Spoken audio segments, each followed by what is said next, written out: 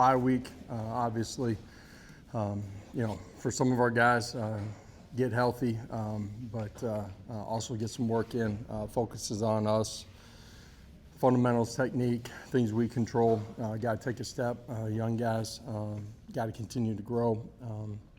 Been a point of emphasis here, with our team meeting and today out on the grass. So back end of the week, staff will have an opportunity to get out and go recruiting as well. So multiple things that we got to get accomplished this week. We'll start with Rob. Coach, when you guys did go chase a bunch of receivers in the portal, did you know this was going with Chris? Did you suspect this was going with Chris? Was that one of the reasons? Anticipated, believed that he had a chance to grow and play at the level that he is right now, but not just him, the entire room. At the end of the day in this game, at every level, but certainly here, it's about development as well, and like the traits that we saw in Chris and guys that we had in that room, liked what we were bringing in. It was about development. You guys heard me say that off season, there was a point of emphasis, young guys can't be young, and that was certainly true for freshmen. It was new guys, but guys that hadn't been in our program very long.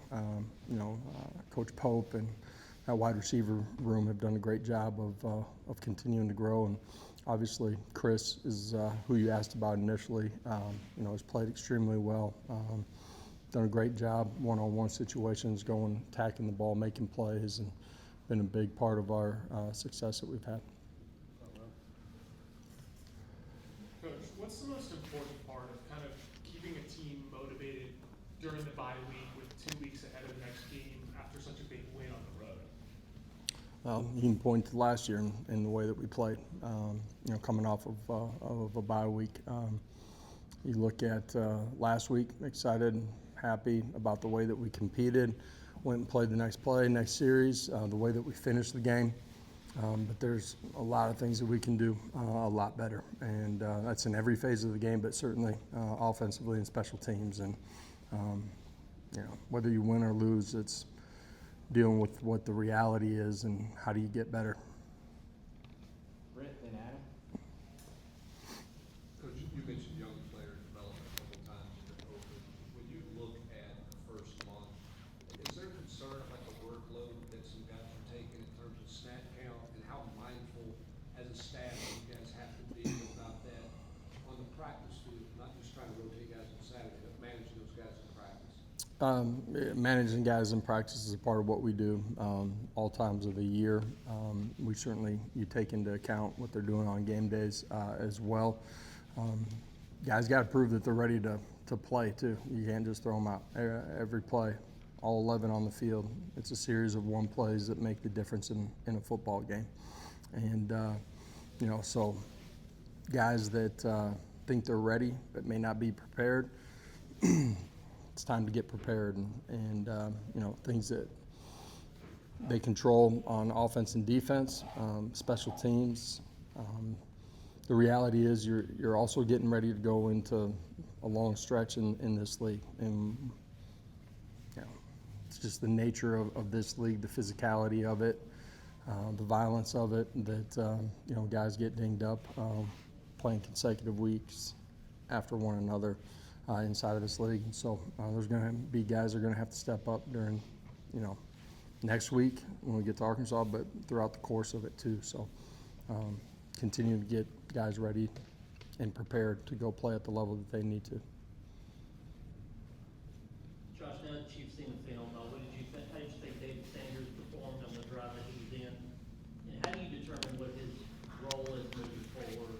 Rotational, star? How do you determine that? Thought he went in and handled himself extremely well. First action of the season, 7 minutes and change to go in the ball game on a drive where you got to go score and tie it up. And it's something that I pointed out to everybody in our team room. I just used the word prepared, right? He was prepared for that moment, went in and executed and handled himself the way that you need to go score on a drive. So, we're going to need them all as the season continues. So fight, strain, and compete. And and take what you want individually, and then ultimately us as a football team too. Vince up front and then John in the back. Joshua Joseph's obviously impacted the game, and he's always critical of himself and thinks he should do better. But what have you seen from those? How pleased are you with how they perform? Yeah, glad that he's critical of himself and wants to continue to improve. Great players continue to do that. That position, Josh, who you were talking about, but that position, they've made an impact on the game. They've done a good job in the run game. We asked those guys to drop occasionally. They've been solid in their pass drops, but the ability to rush the passer, has changed the way the game's played here in the early part of the year, and just want to see them continue to grow. Your daughter was named Homecoming Queen. How cool was that for your family? And in a past life, was Josh Heupel Homecoming King? Was not, no. But it was a cool moment for her. Hopefully that speaks to who she is inside of that school and how she interacts with everybody that's there. Wife got a chance to see it and be there, and it was a cool moment for her. Coach, sticking with high school, will you be visiting any local high schools this week? You mentioned recruitment. Will you be any local high schools that you'll stop by? Yeah, I'm gonna be honest. At this point in the week, I'm not exactly sure where my travel plans are taking me, but I'll be out on Thursday and Friday this week. Ryan? Just with Ethan Davis missing last week, what do you think about what Jack did stepping up and jumping full snaps? Yeah, another guy that I pointed out, being prepared for his opportunities. Played great on special teams. His reps on offense, did a great job in the core. Was a big part of the overtime play where we spring a run. Played with violent speed and technique and created space there for Deshaun.